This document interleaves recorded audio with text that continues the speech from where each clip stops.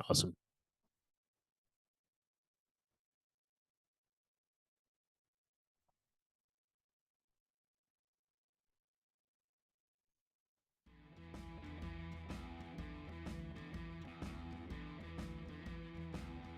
And good evening, Moby Sage and Leanson. How are you guys doing tonight?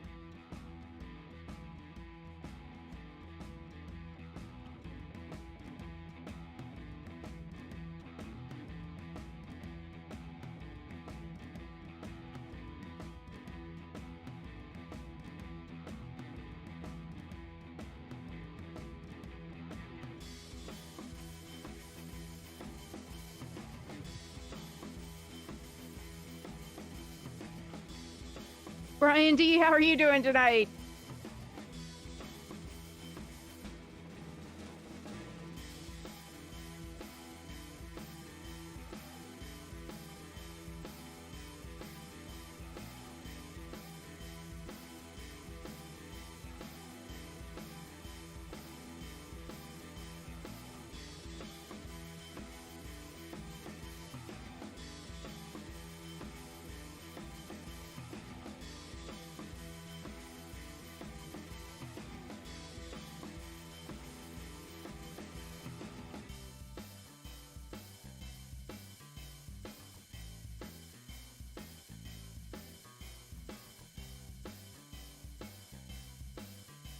I'm doing very well, Brian. Thank you for asking.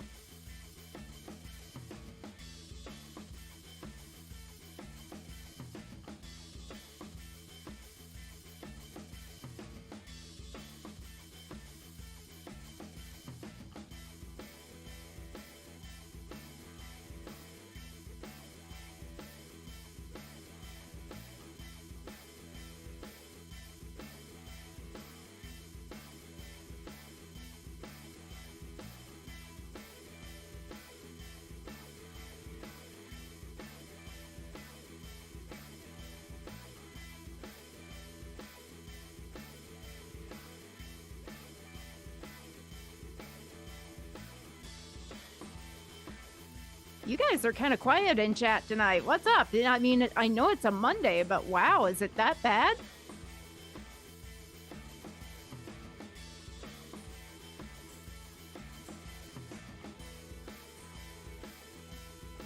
And guys, just so you are aware, we do have Emery with us tonight. So if you guys have Jackal questions, go ahead and start getting them in chat. We'll ping him with them.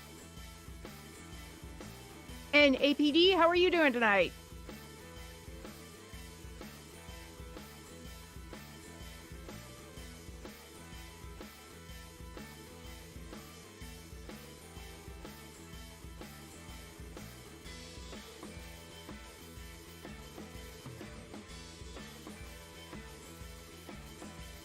And Toot, how are you doing tonight?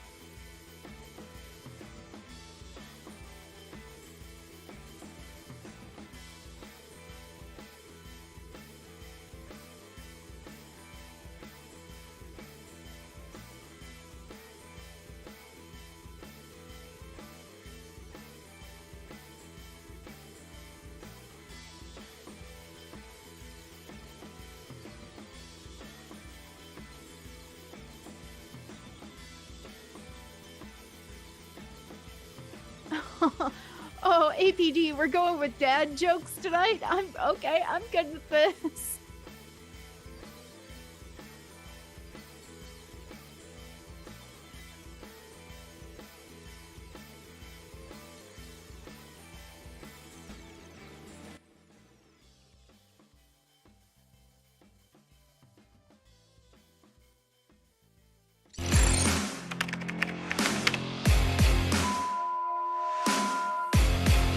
ladies and gentlemen, boys and girls, cats and kittens. Welcome back to the podcast, the live stream edition, and thank you.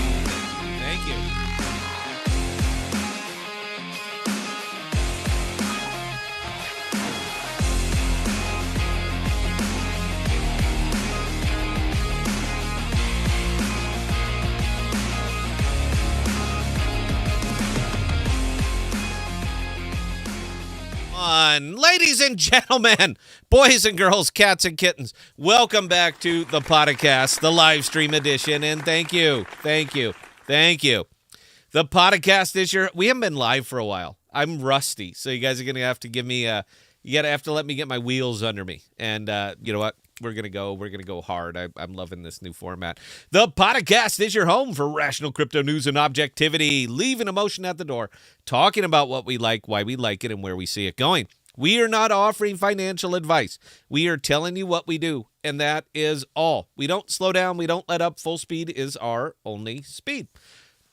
I'm your host, Scott, pragmatic investor. That means I change my mind. Who has won and lost fortunes, and joining me, as always, is the greatest producer of all time, Belle. How are we doing tonight, Belle? I'm doing fantastic tonight. I'm still giggling over the dad joke that was dropped in chat a minute ago. I saw that. I have a dad joke. Should I tell the dad joke before I finish? Where does this snowman keep his money? He keeps it in the snow bank.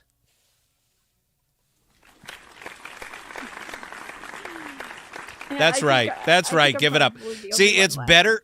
It's better if you bring your own applause track with you. We're just highly technical here. At the podcast, we have a tendency to talk about what others are not talking about and bringing the focus onto use case cryptos because, as we know, these are what drive the market and bring innovation to a world that desperately needs it. The status quo is no longer acceptable, and it's time for a technological revolution. Welcome to crypto. Welcome to podcasts. The podcast, and again, you get another round of applause. We're having a ball, just having a ball tonight. I was looking at the chat a little bit before we went live. I've been told that light blue mellows me. That's what I've been told. I got some emails and some people who actually kind of do fashion. Who would think that you do fashion and crypto? But they said try to stick with the lighter colors. It mellows you because apparently I can be angry. I can be very, very angry. And if I'm wearing blue, apparently it comes off as more genuine as opposed to wearing red or something, one of these really, really hyper-aggressive colors.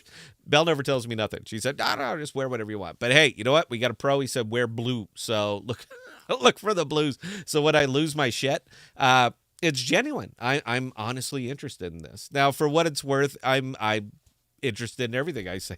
Everything I say. I'm having such a good time already tonight, Bill. I was struggling to. I got to check a message right here and see if I received one from somebody. I did not. Therefore, what I was going to fire away about, I'm no longer going to fire away about. I was basically getting clearance. Can I just give it the gas here?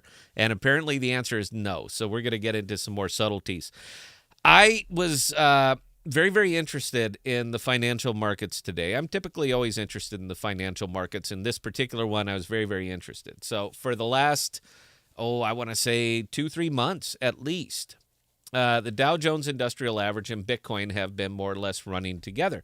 Now, that would make sense considering how much legacy and institutional money is poured over into crypto. It would make sense for those two to run together. However, most of that institutional money was either in Bitcoin ETFs, which are paper Bitcoin, or they were sitting on large exchanges, your Binance, your FTX, your BlockFi, your Celsius, all the other ones that have gone tits up. So it would make sense that as the Dow is going up and down and these things are all leveraged against each other, that they're going to have a tendency to run in lockstep. We're kind of broken away from that. So once again, I'm looking for a silver lining on the whole FTX collapse. And this is one that I've actually found. It's now very, very, very interesting to me. And it's particularly interesting with the CPI announcement coming up very, very soon. It's very, very interesting to me. So the Dow fell almost 500 points today. I mean, that is a bloodbath in the Dow Jones. And if you think it doesn't affect you, and you have a 401k, sir, ma'am, you are wildly mistaken, because these are people that are allowed to risk they're you know what? They're legal FTXs. They are legal centralized exchanges. They are allowed to let you take all of the risk, no real major accountability, and take their commissions and take their cuts off the top of it. So it's a wonderful, wonderful thing that they have going on there. Now, your central exchanges are effectively doing the same thing. I know they're not. It's wildly different, Scott. Nope, it isn't. It's the same damn thing. It's the same damn game. So the fact that we're starting to decouple from this is a little bit I'm finding this very, very, very interesting. So we started Bitcoin today at, let's call it 17K even, and currently I think we're sitting at just around 17K even, give or take. We're currently sitting at $16,970. I'd say that that's give or take 17K. While the Dow fell 500 points today. Guys, this is a monumentous amount of money that went just gone. Everybody thought they had it. Everybody knew. Everybody was right. And then, boom, there goes 1% of the total value of the Dow Jones Industrial Average just went kapooey. So I love the fact that Bitcoin is decoupled from that just a little bit. Now, I could throw some hopium on here. That's what I should do. If we were a traditional crypto channel, I would throw some hopium on here. I would be saying to these legacy investors, well, there's extreme amount of volatility over in the Dow Jones Industrial Average, and it's going to continue to remain volatile until that pesky labor market catches up and decides to fire 3 to 4% of the total workforce. Until that actually catches up, feds are just going to keep hitting the gas, because no matter what they do, jobs are still available. Wages are still rising. It's not from what they think it is, but that's an easy way to present it for them to keep raising it. It would be very, very interesting for me to come up and say to these legacy investors, well, I understand your money's at risk. Look what's happening to it. But look how stable, believe it or not, look how stable crypto's been over the last couple of weeks. Now, that would be a very, very interesting chart to compare those two, meaning the highs and lows and the wild swings of the Dow Jones Industrial Average over the last 14 days versus the relatively stable Bitcoin and crypto over the last 14 days. I think that would be very, very interesting. Now, crypto is stable because money is slow. There's no big mystery here. All right, there is absolutely no big mystery here. The prime cryptocurrency is Bitcoin. Love it, hate it, like it, loathe it, doesn't matter. All right, the prime cryptocurrency out here is Bitcoin. It is the one against which all others are measured. Bitcoin slowed down. The money slowed down. Trading slowed down. Volume slowed down. Everything slowed down. Velocity of money becomes a fact here, an absolute fact. And when you look at these things and you blow it out over a good length of time and you actually see this, you're looking at it and saying, wow, that is kind of stable. It's not experiencing the wild swings, the crazy 3, 4, 5, 6% fluctuations that we were getting daily, as long as these central exchanges were up and live and selling paper Bitcoin. This was crazy. There was absolutely no predictability. We had no idea what's going to happen. We could not... there was no particular specific catalyst we could point to and say, that's why Bitcoin went from $21,000 to $24,000 overnight, because of this one thing. Those are kind of going away now. So these particular catalysts that are going to spike it, they just don't have opportunity to do it anymore. At least a good deal of the world wised up. Now, they're not saying we don't want to buy Bitcoin. They're just saying they're not going to swing trade it the way that they have been, because now it's slowed down. Nobody knows what the hell it's worth. Right now, I can tell you that it's worth $16,987 per Bitcoin. That's what it's worth, because that's what somebody will pay for it. But aside from that, we have no idea. And as long as it's only a very few amount of people that are buying and selling right now, nobody knows what the price of Bitcoin is or what it should be. Again, all the way down to the basic fundamental of money. It's worth what somebody will give you for it. But until we have increased volume, nobody really knows what it's worth.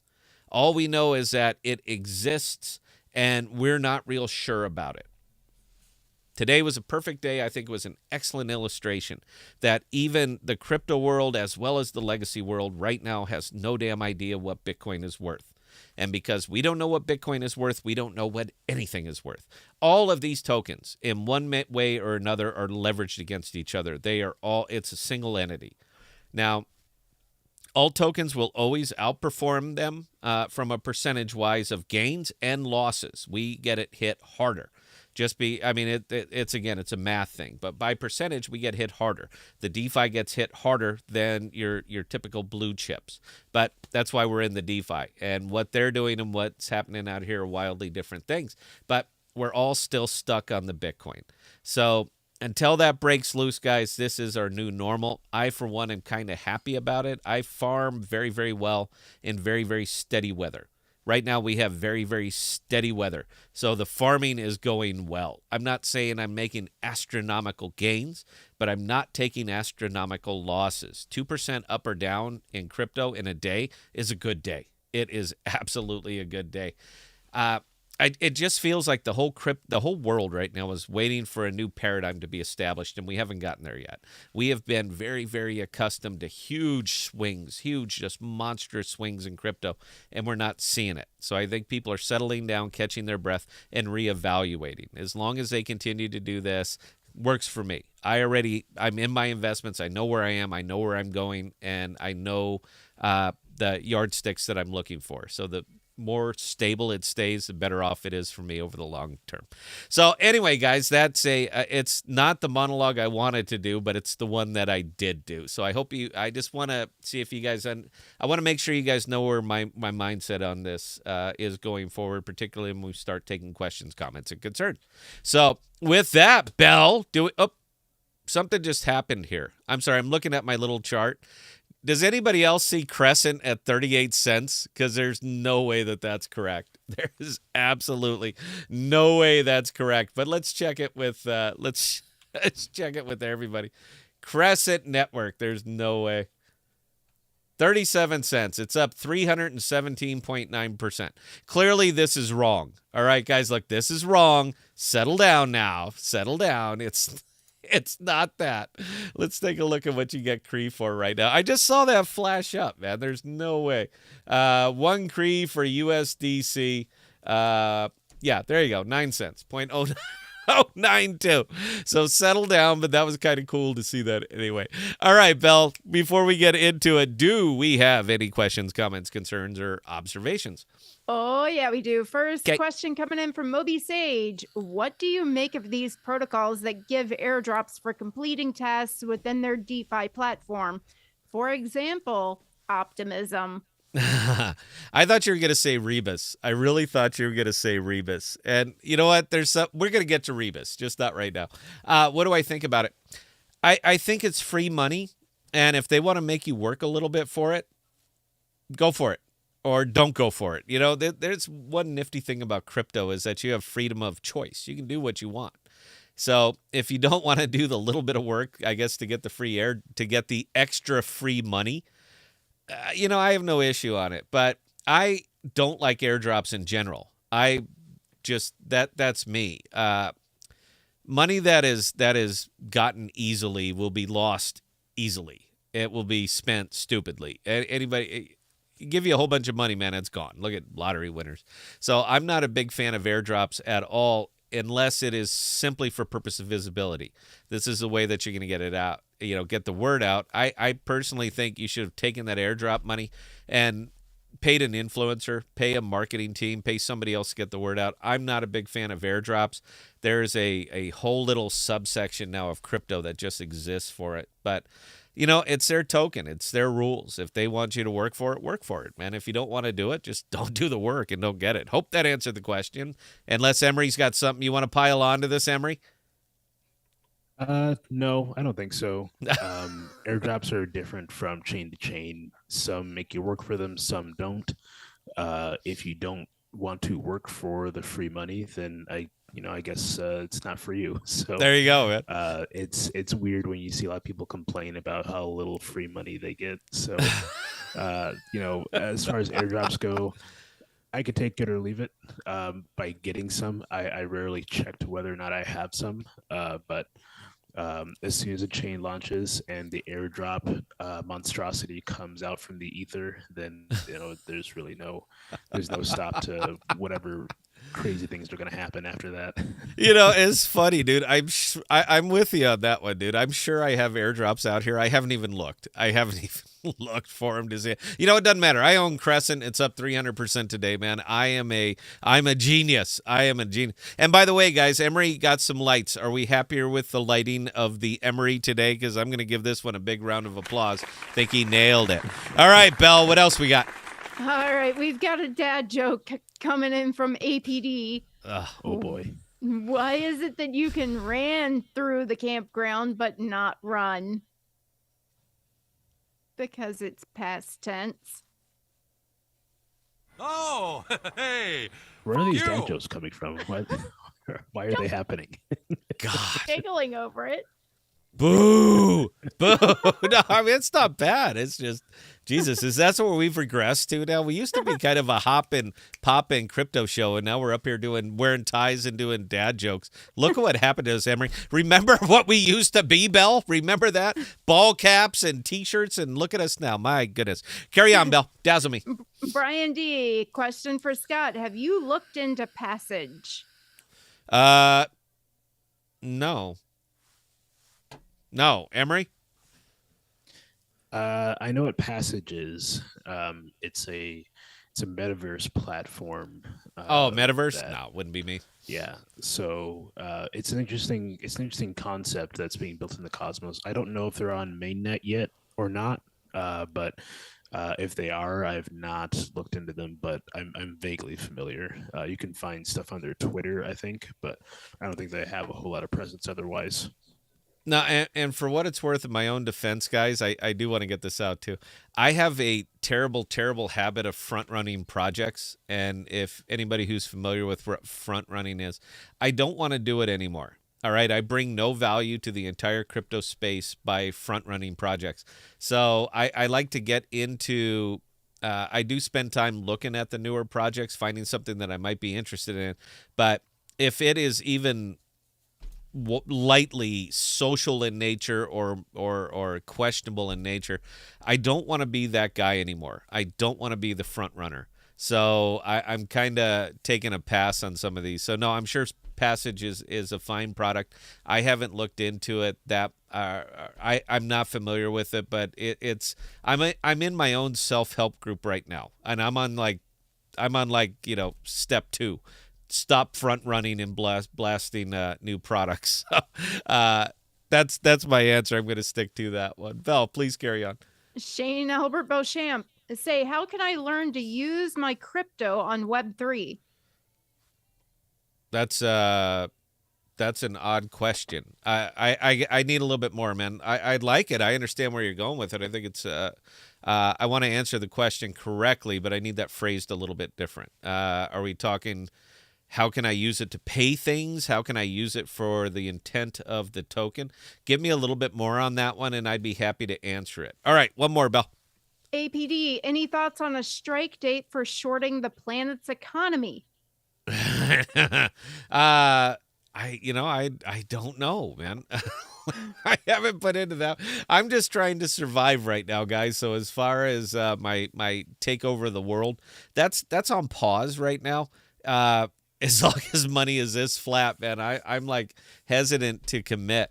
I've gotten to the point personally where I have just about as much sitting in USD as I do invested right now. So it's I haven't I can't commit. I just don't know right now, folks. That's what, Belle? What? Yeah, I mean, it sounds like a personal issue for me, Scott. Just saying, you can't commit. All right. That I can't commit. That's not. Yeah, that's like a dad joke, Belle. This is awful. Come on, we've lost our motif. All right, one more. The next one's actually a dad joke too. Nope. Table it. Table it. Go on. Okay. That was the last one for the moment.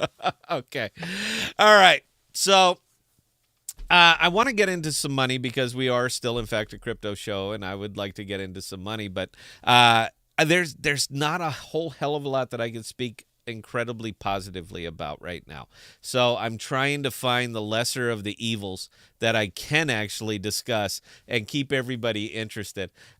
I'm going to ping on these guys here just a little bit because this thing has been, this is really starting to get into Trail of Tears over here. And what we're talking about on this one is diffusion. So anybody who's been doing any work over here, Emery, are you still in diffusion or did you move on? I have not been in Fusion for about 2.5 weeks now. Good thing. Good thing. So anybody who's still kind of playing around over here in diffusion right now, man, we talked about this. We released some videos and we, pointed out one of the important things that you want to remember about this particular DEX is that you don't want to be the last one holding the flag. That's really all it is. All right. You're talking about a heavy, heavy, heavy inflationary token that simply is not doing. It's not doing that much right now. EVMOS is not doing that much. There's still some presence. There's still some folks talking about it. But from a price perspective, this thing has completely fallen off the rails. And I'm not exactly sure what brings it back. So let me pop over here to the EVMOS. So this is what we're talking about, is the old 180-day. I'm a big fan of 180-day charts. It's been holding in there, all right, ever since June, even the low point, June 18th, even from the low point of June 18th, all the way over here, EVMOS has been kind of on a roller coaster, but it's been holding a pretty good value. That's changed, all right? This has gone completely out. Now, I do know that they did some more sales. I know they did some more sweetheart deals. They did a whole lot of, handshaking to get more tokens out there and to get more money into the economy. But I want to say that the people who were in way back here also knew what they did and have decided to part ways with the token. Man, this thing is on a hard trajectory down. Now, I am one of the last people over here still holding on to the flag. And the only reason that I'm still in this is because I'm paired with DAI. I am paired with nothing else in EVMOS. I'm doing everything I can to still maybe realistically kind of hope that this thing might be able to pull itself out. But if I wasn't paired with DAI, I wouldn't be in it. If I wasn't paired with a stable token on the other side of this, I would absolutely not be in it. The only thing that has been even mildly interesting as far as an EVMOS pairing goes over on Diffusion is pairing it up with Atom. And that particular one, that one other pool that I was in is down by 50%. 50%. Now, Atom itself kind of, it's struggled a little bit, but it's hanging in there. But I'm having a hell of a lot of trouble seeing the way out for this one, Emery. Are you maybe more in touch with what's going on in EVMOS than I am? I like to think I do my research. I keep hearing a lot of soon. Keep hearing a lot of gotta hold, gotta believe. I keep hearing a lot of the standard cliche that seems to come around crypto anymore. I keep hearing a lot of that, but I don't hear a whole lot of May 8th or February 6th. I'm just not seeing a lot of solid dates on this one. We got a lot of people are interested in this, Emery. A lot of our folks. I think that this one is nice and safe, that you and I can Hannity and Combs this one just a little bit. So, yeah, I know you bailed a couple weeks ago. So why did you bail? I bailed because when you have a huge infusion of money like that and it gets thrown into the DEX, it'll inevitably go down, because what's going to happen is that people are going to farm those out and then just sell it off. There's not a whole lot of incentive to keep it if it's super easy to get, right? So it's an easy come, easy go thing. So when it came in pretty heavy like that, people farmed it, they sold it, and the inevitable outcome was that the price would tank. So the funny thing terribly surprising. So. The funny thing about that one, dude, is that pool right there. I started that pool with $25,000. So you can see that there's $15,136 left in it. I started that pool with $25,000, and I'm still up, because I did precisely what you just said. I had no interest long-term in this one. I just didn't. But when you give me that kind of APR on a token that is, a top 100 token that people got a lot of their eyes on, I know a lot of people are going to stick around. I don't feel good about it. I don't feel good about it, but there was no information that was available to me that wasn't available to the rest of the world. Every time I harvested once a day. When I did, I took it, sent it over to osmosis, and I turned it into USDC every single day. So whether it's at 50 cents right now or $2, I did the exact same thing. I can eat about another $6,000 on this pool. I can take this thing down to about $9,000 and still be profitable on it, down from 25. Evmos is very, very, very easy to acquire, and it just seems like we never talk about that. We never talk about these tokens that are like this, that are just wildly inflationary. It's not just kinda, but the ones that are wildly. It's very, very interesting at first. The front runners have a ball. I had a ball with this one. I had a great time, but right now, man, honestly, I want to hit the buzzer. This is kind of where I'm at on this one. I don't know what pulls it out. Emery, do you or Bell, do you have any idea what pulls this out? You never tip in on these, Bell. What's going to save Evmos? Other than announcing they've got a big project in the work with an exact date for a release, I don't know. See, and that's what a lot of the world is getting here, man. Well, the token doesn't do anything right now, right? So. Oh, look at here. It doesn't do anything right now. And I was going to pivot this into Jackal. You would not let me talk about it, dude. You heard what I was asking for, and you wouldn't give it to me, so I'm not going to. But it's a token that's not doing anything right now. Evmos is not doing anything right now, and it hasn't been doing anything right now. So I would have to ask, what would you expect the price to do? It will only be sustained by new investors, by just people pouring in. It will only be sustained for so long before enough people just do this number. They say, that's it, got my money, it was great, a lot of fun, bye-bye. And apparently all that Evmos money ran over to Crescent because it's still saying 38 cents every. It stopped, but I just like seeing that, dude. I'm a big fan of Crescent. That weird price bug in there. They're having some Oracle issues. Who else was doing that so bad? SifChain was the one that were manipulating it so that they can make their price show up at almost a penny when it was in fact .001. But they were having a good time, man. That was a lot of their development budget went to making sure that it appeared that that thing was worth something when it was worth absolutely dirt. Yeah, and I'm not sure what's going to pull them out of that thing either. We can pivot here a little bit because I did a video on this on GEM, Global Emerging Markets, Digital Capital, the investment platform that's going out. It took about 10 minutes worth of research to see that that's all they are, man. They seem to be a place where you can make announcements.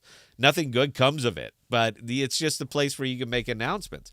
They're akin to those credit card offers that you get in the mail. That's about what it is. Oh, you need credit? We'll give you credit. We will give you $500 worth of credit. Your very own unsecured credit card. Now, for you to set up this credit card, it's going to cost you $300, so you're going to front load it just a little bit. But then after that, hey, you got credit at 27.9% interest, and who would want this deal? That's kind of the fit and feel that you get from GEM. Is they're the place you go to get credit when you can't get credit anywhere else. You're going to run to GEM. And I saw some of the projects that they were involved in, dude. These were ridiculously bad. I mean, these were just not good projects. Snack Limited or some of these other things I got. But, you just did a search on the press releases, dude, and that's all they were. 25, 50, $75 million press releases into nothing. I mean, tokens that are, for all intents and purposes, vapor. So it seems like, yeah, that'd be a nice little fit to slide on over there. But, do we want to do the Rebus thing, dude? I don't it's know. Cosmos. I think it's Cosmos. I think it's difficult because I personally don't have a whole lot of information on it. So I would say let's keep it to the Discord for now until I can flesh out all the facts. Okay, because I would really like to slam this one home right now, man. I just it's definitely interesting. It is so tasty, dude. Yeah. Let's make sure we're right, man. It is absolutely tasty. All right, Belle, what we got? Anything? Oh, we've got a few questions. I'll get the serious ones first, and then then we can get Moby Sage's dad joke. All right, Aslo Aswago, what about front-running Jackal? Still waiting for that investment. Jackal sounds solid. Great team. You did some good work on this coin. Who wants to answer this one? Are you asking about financially, or are you asking about the intricacies of the working of Jackal, inner workings of Jackal? Because clearly Emery would answer one of these, and I would answer the other one. So give me some clarification on that question, and we will tail back around to it. Bell, go. Berms, hey Emery, with regulations coming sooner or later, how is Jackal planning to handle it? Going offshore, filing as a security if it's deemed as such? Oh, awesome question. We've definitely taken the necessary precautions to ensure that our host country of our development entity is not at risk for such a thing. And our team's pretty sure that Jackal and pretty confident that Jackal will be used as a commodity to access our storage data, rather than it being deemed a security. Obviously, we can't affect the laws, but we are doing everything we can to ensure its status as a commodity, using to buy the goods and services, or whatever products we might have. So, yeah, definitely awesome question. I appreciate that. As securities are becoming more prevalent in the crypto world, it's something we are highly aware of. Trust me, we put a lot of thought behind that. So, how does Jackal measure up to the Howie? Well, so far, I don't think we meet a whole lot of the litmus test at the moment. So I think we're doing pretty good there, although I can't say from a legal standpoint how exactly it looks, but from the just comparing the Howey test and how our product works, it doesn't quite seem to line up yet. So that's a good thing for us. You said yet. Are you saying it's going to line up there in the future? How concerned should I be, dude? I am heavy in this. Well, as I said, we are taking the necessary precautions to make sure that it doesn't line up with that test. But we can't control the laws, so we're doing our best we can to skirt around that, so that we don't have to worry about that ourselves. So. I don't know that arm or the entity extremely well, but what I do know is that our legal team is making sure that we are taking those precautions, such that we aren't deemed a security. Have you considered buying? I'm going to interview Emery here, Bell. Do you mind? Can I go ahead and interview Emery a little bit? Go ahead. Okay. So Emery, so I understand that you have an association with Jackal. Is that correct? That's right. Okay, what would you say your job with Jackal is? What would you say you do? What would you say you do here? I'm the resident economist for Jackal, so resident economist paper that you've seen. I help write that. So you're like a game theorist. I do a lot of game theory. Yeah. Yeah. So did you game theory this white paper? Is that what you did? Yeah, I think it's pretty necessary for any white paper. So have you considered, I understand that you guys could potentially be listed as a security. Somebody was talking about this on a live stream like 2 minutes ago. That's what I heard. So I understand you guys are up there. Have you considered buying politicians? As far as I know, that's not in our game plan. So. No, but you're a game theorist. So I'm just saying, like, could you like whip something up right now and figure out about how much it's going to cost you to get political, security? I've never considered that, honestly. No. Okay, well, let's consider it. We're here now. We're live. We're doing our thing, Emery. How much do you think it's going to cost? Because you know how much SBF put out, and it did nothing for him. So you're gonna have to. I think you're gonna have to up that number a little bit. But are we ready? I don't really know the details of like why he was giving money out to politicians. Oh, I know the details. Come on, we know the details. You're being. Oh my God, you're being obtuse here, dude. You know. So I think the best thing for us to do is to make sure we stay compliant, but also do what's best for our own company. And currently the best for our own company is to keep off the security radar. So, but nonetheless, we're going to stay compliant with host country laws. Outstanding. I think that's a great answer. So the file tree got loaded. Is that correct? The testnet is currently out, and there are modules that are online. Yeah, we're actually doing additional testing tonight as well. Oh, so when is this going to be opened up to the public, or is it open to the public now if they know CLI? Well, I mean, if you're involved in the testnet, then you can definitely join in, but not many are. It'll be open to the public as soon as we find that it's stable enough. We'll definitely let people know that the testnet's out for people to use. But we want to make sure it's something stable and it's not easily broken, so that we can get some good testing in there. So I think the best thing we can do right now, which is what we're doing tonight, is rolling out module by module more testing, so that there can be very minimal hiccups during that mainnet launch. When do you anticipate going live? I anticipate going live before the end of the year. Before the end of the year. So can we say Christmas? Can we say December 25th? Well, that'd be quite a gift, yeah. Wouldn't it be a gift? I'm just putting that out there, man, because we're talking about, 20 days. So is that enough internal testing that we can go live, say, around Christmas? While I'm not a dev, the things seem to be moving on pretty quickly. So it sounds reasonable, but I don't want to put words in Marston's mouth.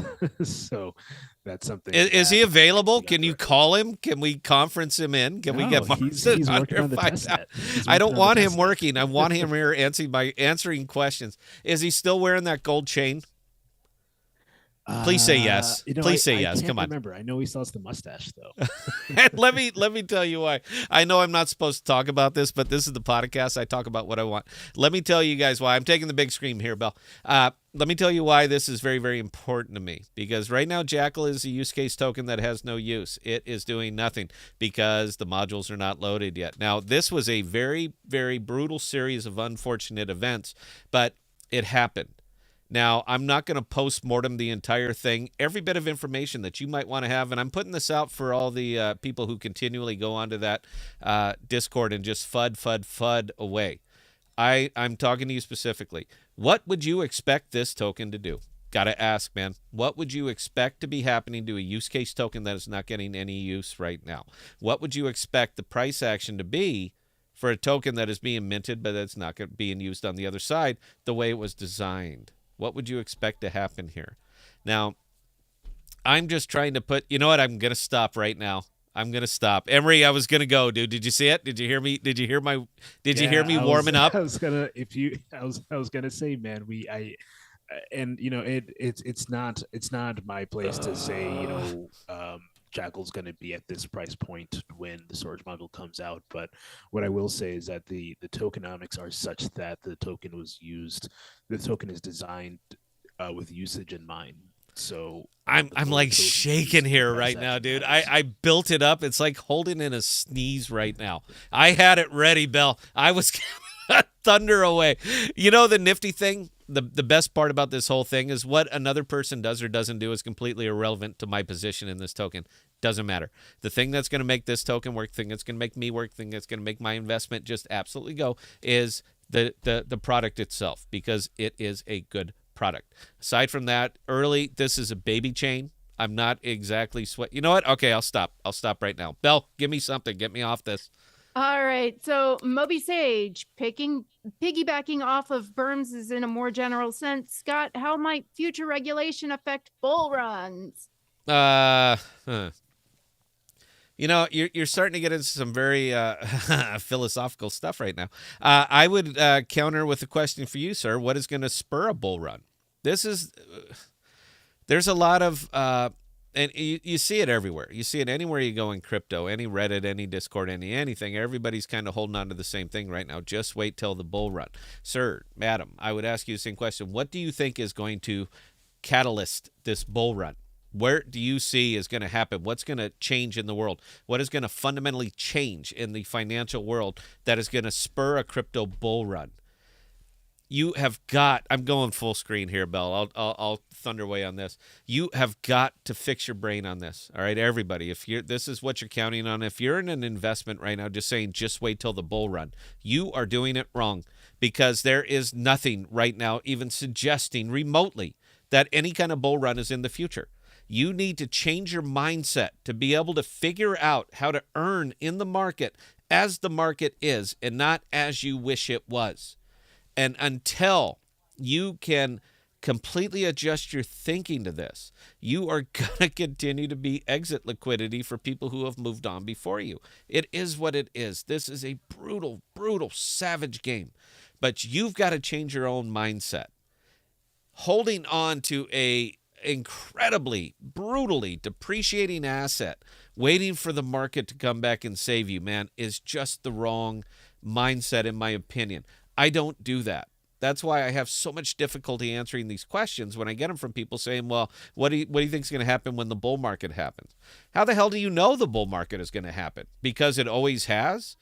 How do you know it's going to happen this time? Do you know when? Is it this year? Is it next year? Is it the year after? Do you have any idea?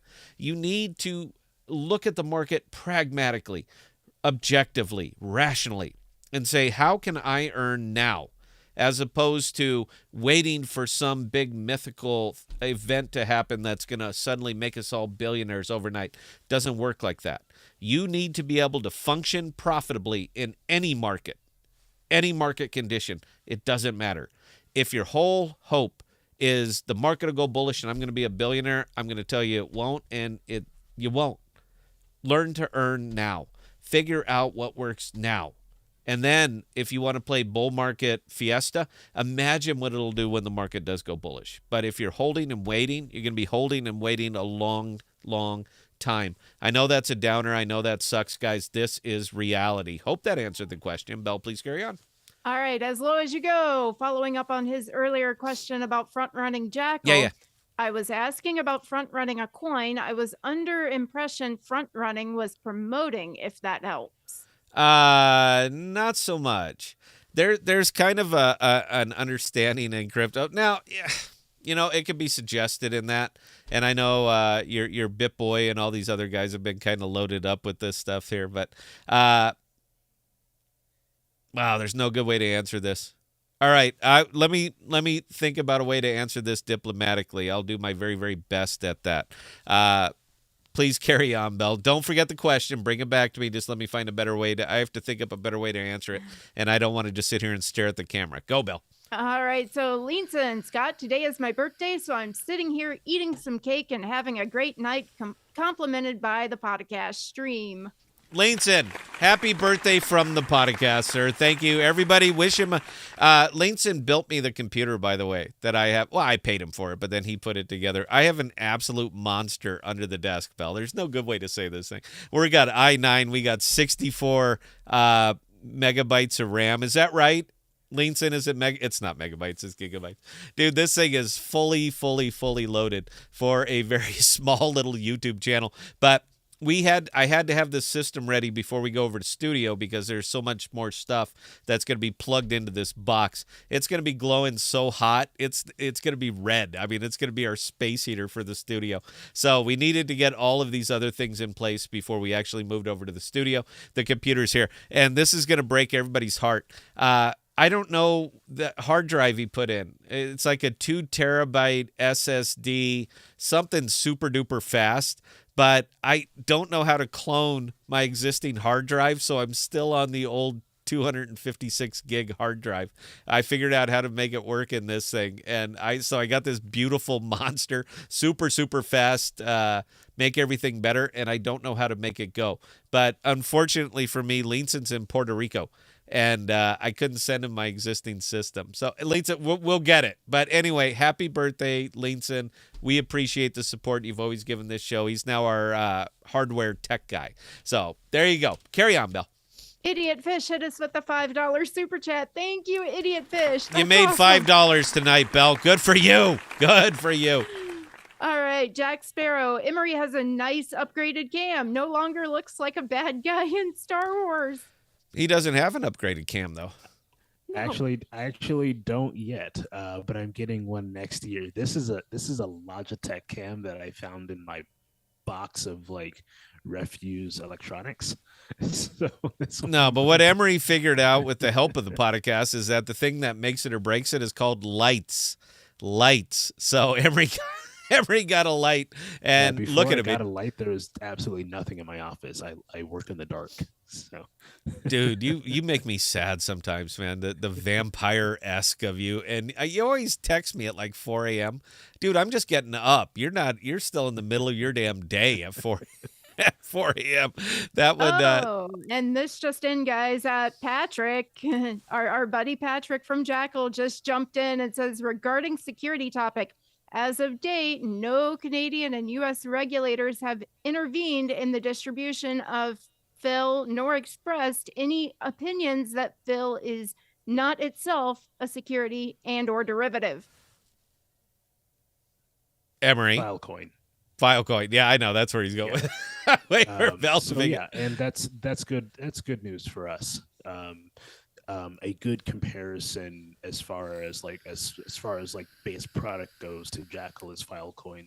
Filecoin, Saya. They haven't gone after Saya either, have they?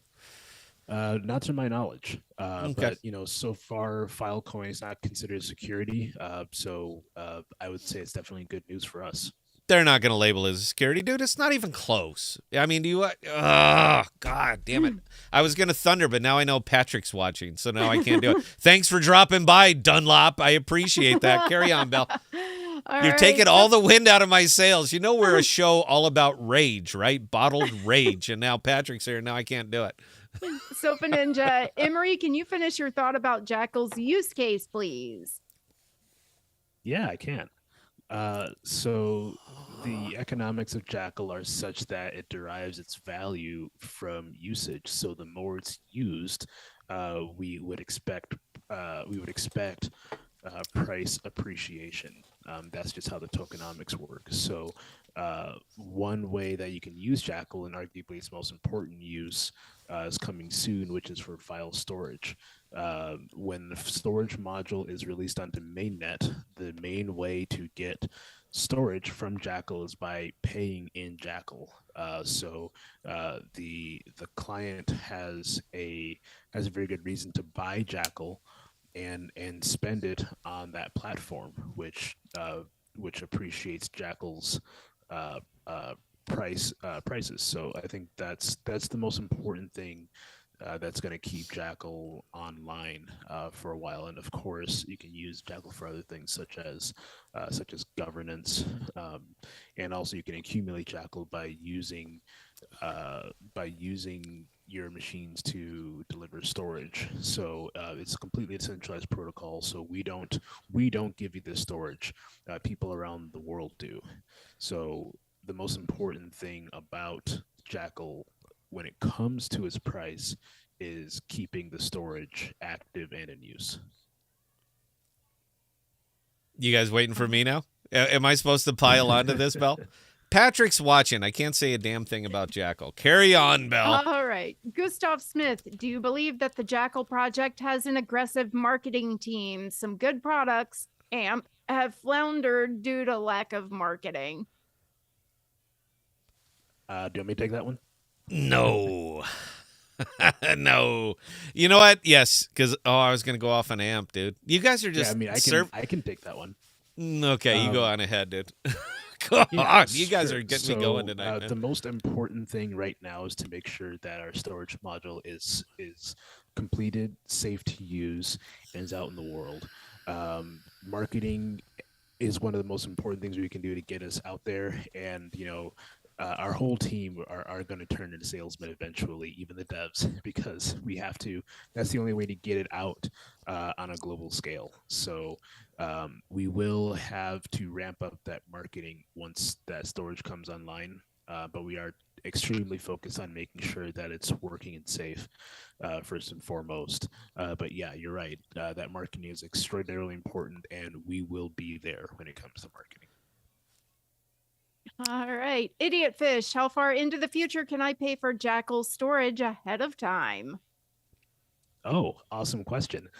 So this is something we've been debating over the last couple of months about how we want to keep the how we want to price it out, and if you can buy a year's worth in advance. So when storage comes out, there's a good chance we'll have the ability for you to buy a year in advance. How much further out than that, I'm not sure. We have not ironed out that detail yet, but I would say we can expect you to be able to buy a year's worth of storage in one go. Further than that, I'm not sure yet, but as soon as we understand what the best model is for us, we'll absolutely let you guys know. All right, hold the door. Scott or Emery, did either of you watch Jacob on Crypto City's YouTube podcast yesterday? And he stated concern with the security and audit. His opinion, the project was rushed. You want me to do this one, Emery, or you want to go? Because I know where all the bodies are buried. I watched it for sure, and there's been a lot of drama around that lately with Jacob, Jackal, and Notional in general. But I'd say a lot of it's been put to rest. It's been found that Jackal had no major security issues when it came to our protocol. Although we appreciate Jacob's input and what he's given us to work with so far, I would not say that the project was necessarily rushed, nor were there any major security issues. In fact, I believe that Patrick put out a tweet about that several weeks ago, kind of detailing the whole thing. If someone wants to find that, you can find it on probably our Jackal main page Twitter. But like we said, we appreciate Jacob's input and what he had to say about how the code is written and whatnot. But I would not say that it was necessarily rushed, nor were there any major security holes found. All right, Sofa Ninja. Emery, as Jackal gets used more and more, how do you keep it from becoming too expensive to use? Can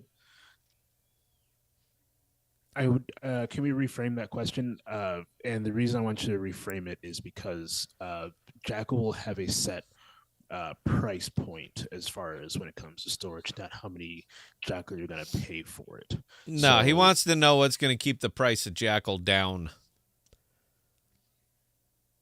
What'll keep the price of Jackal down is stagnation in circulation. If it's not being circulated or too much is flooded into the market, then that will suppress the price. If that's what you're asking, I'm hoping I'm answering. Wait, no. Let me, No, let me change it. I think his question was dead on. And that was coming over. Is the cost of Jackal fiat or is it tokens? Yeah, so the cost of Jackal will be in dollars. It'll be $8 for 1 terabyte of storage per month. So there's not a set amount of Jackal you're paying. It's a set amount of dollars worth in Jackal you'd be paying. Yeah, that's unfortunate too, man. So what's it going to take to get Jackal to $8 per token? That's my question. I don't know. I don't know. I don't know if that's question. I don't know if that question's answerable. I think it is. I think I would never ask a question that wasn't answerable. All right. I'm wearing a tie. All right. Who would dress like this and throw out impossible questions? Who would do that? What madman would do that? It's not going to see $8, dude. There's no way, man. You'd have to get TurboTax. You'd have to get every law firm in existence on board to actually pump it to that level. It would take an incredible. I read the white paper, dude. I didn't understand every bit of it, but you're kind of next level. That would be a lot of use, dude. That would be like Amazon Web Service level of use, and I don't see that happening right away. But I got a price point. I know where I'd like to see Jackal. I'm not allowed to discuss it again because Patrick's watching now. But I have a pretty solid idea of where I want to see Jackal, what I think is an achievable and realistic price. Once the module goes live, I have that price in mind. I'm not going to say it here, but Scott at ThePodocasts.com. I'm happy to discuss it. Belle, please carry on. You like that, Emery? You like that? I see him looking down into the left, trying to get a very political answer. I appreciate. You're trying to get me not to say it. I see the eyes, dude. I see everything. Belle, carry on. Sofa Ninja, Emery as Jackal gets, well, I've already asked that question. Actually, we're on to the dad joke from Moby Sage now. Okay. Oh, what boy. do you call what do you call an alligator that likes to cause trouble? An instigator. Oh, hey, you.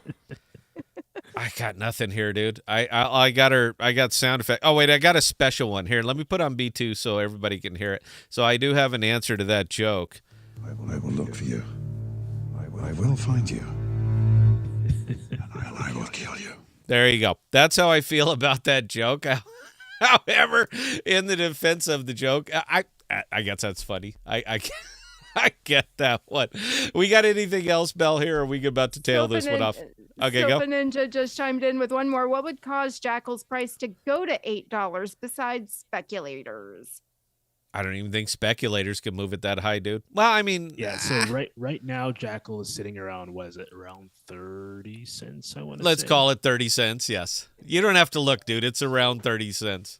Let me put a calculator real quick. So Oh my God. What is a calculator?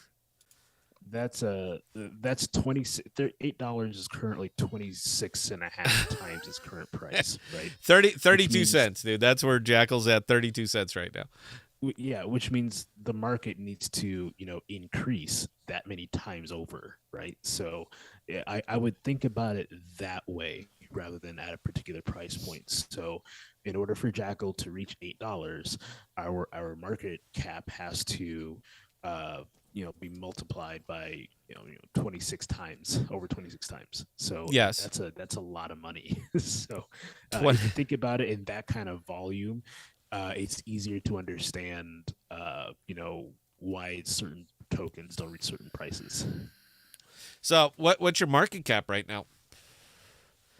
Don't say you don't know, dude. This is your job. Your job is to know this number. What's the market cap right now? You don't have to say it if you're not comfortable saying it, but yeah, somebody asked the question.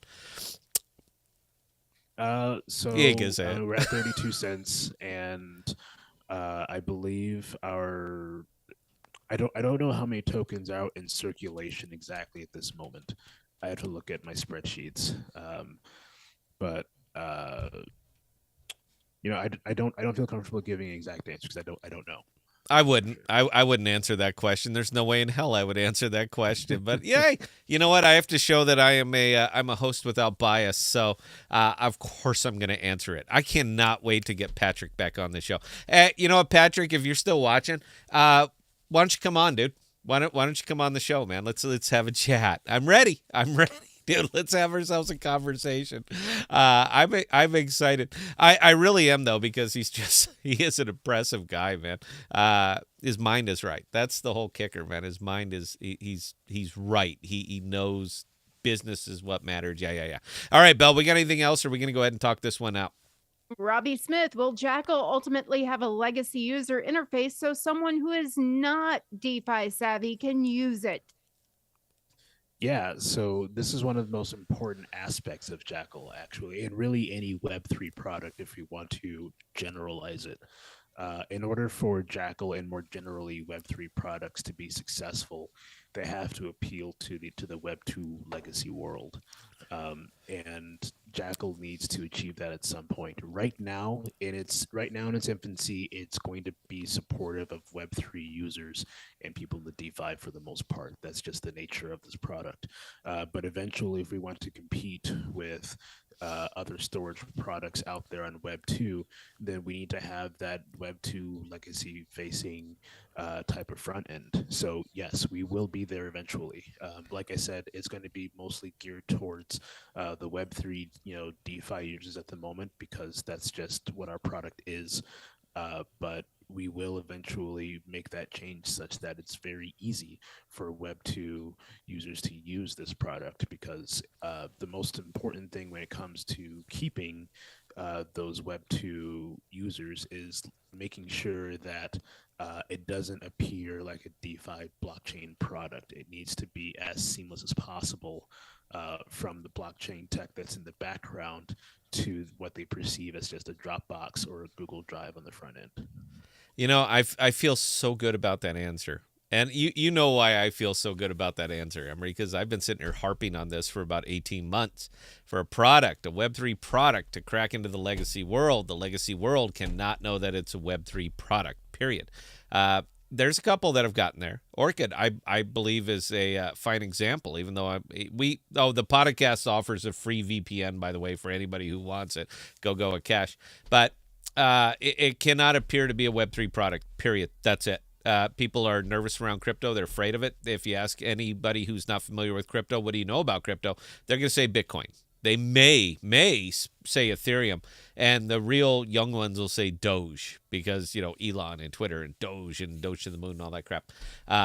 But if you want to crack into the moneyed area of the legacy world cannot know that they're using a Web3 product, period. That's it. They can't. It's got to be seamless. It's got to be Dropbox. It's got to be like any other cloud storage provider that you'd be using, such as Amazon Web Services, Facebook, Microsoft, Google, Apple, so forth and so on.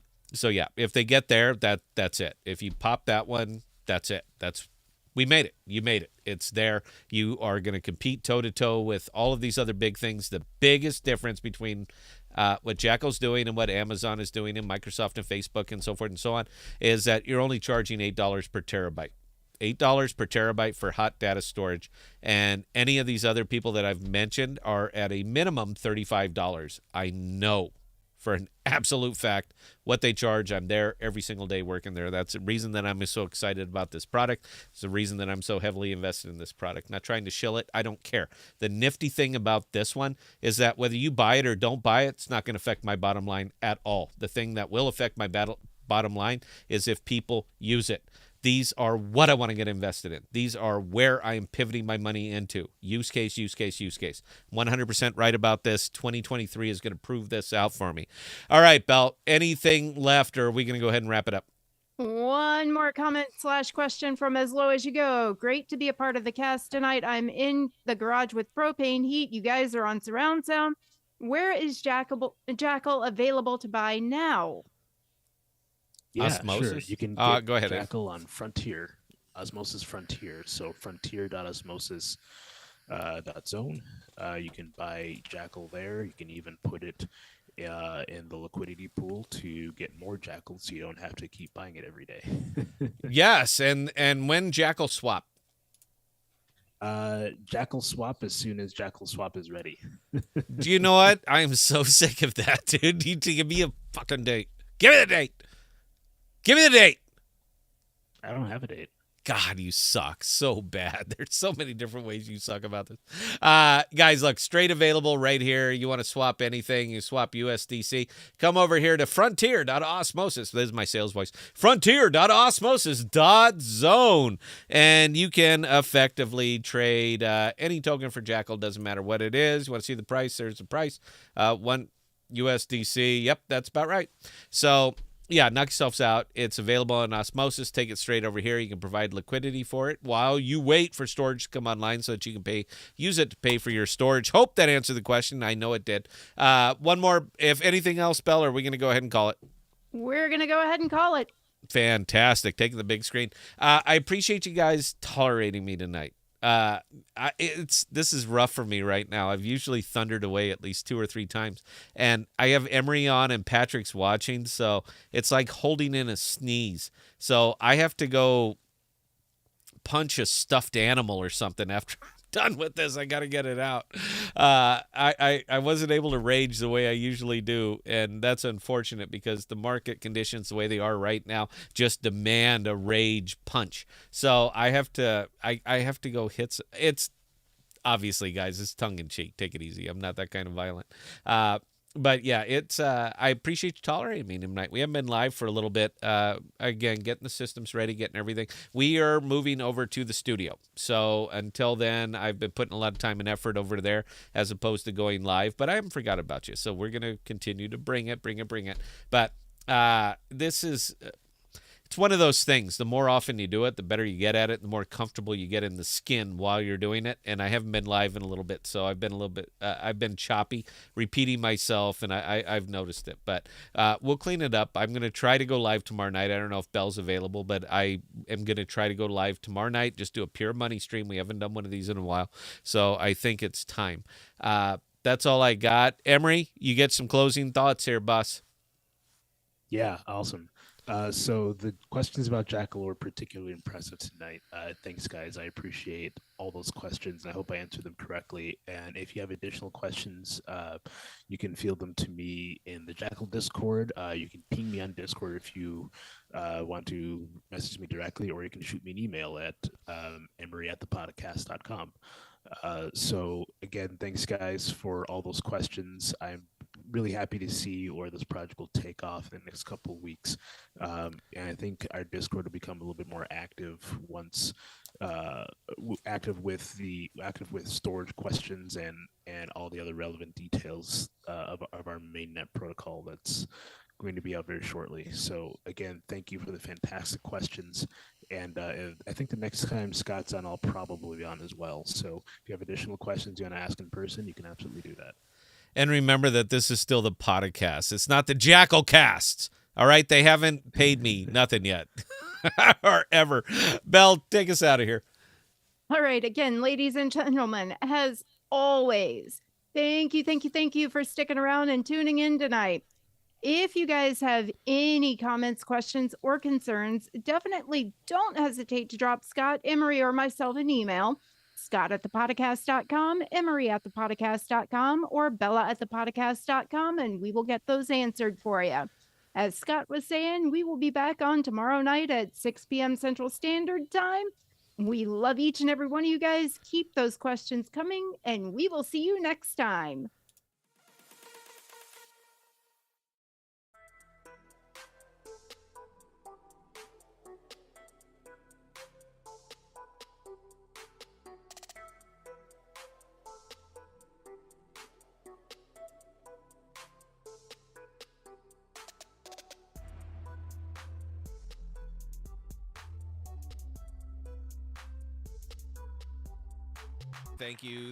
Thank you.